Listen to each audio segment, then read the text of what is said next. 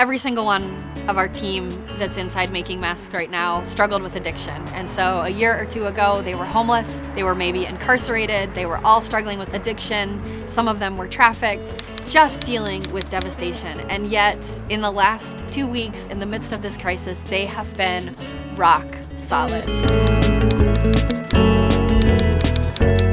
I'm meeting Natalie at a place called Unshattered. We're practicing our social distancing, so we're traveling in separate cars. Unshattered is a place that empowers women battling addiction, and they make handbags and accessories and stuff like that. They also are experiencing the shutdown, so in the midst of the coronavirus and the shortage of surgical masks, Unshattered has basically altered their business and are now making masks voluntarily for hospitals and whoever else is in need. So here's your part 5 of a piece of good news.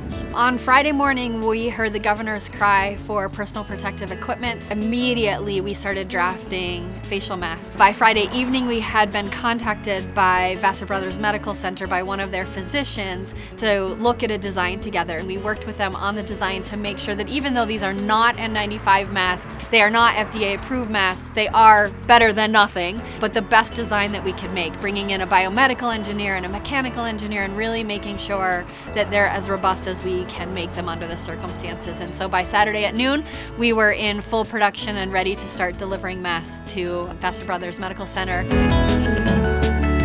The need is pretty bad. We're getting calls from a bunch of different places, not just hospitals, but other organizations, daycares, nursing homes, other organizations that are looking for masks as well. As of last night, we have been able to set up a community program, so we're now collecting masks from other makers in the community. We have a drop box here on our campus that people can leave masks between 7 a.m. and 7 p.m. I think it's pretty beautiful that a group of people that the ones who maybe were Narcans a year and a half ago are now the ones providing something that may lead to life-saving measures for other people in our community. I can tell you, I felt so hopeless when I was stuck in my addiction, and I thought that I would never get out of that situation. And then to come out on the other side of it and be doing good things and positive things, there's hope. The good news is that when you have a community around you that cares and loves for you, when you have purpose and meaning and you're doing something that you feel like you're contributing, when you have those elements, you can withstand a tremendous amount of external pressure.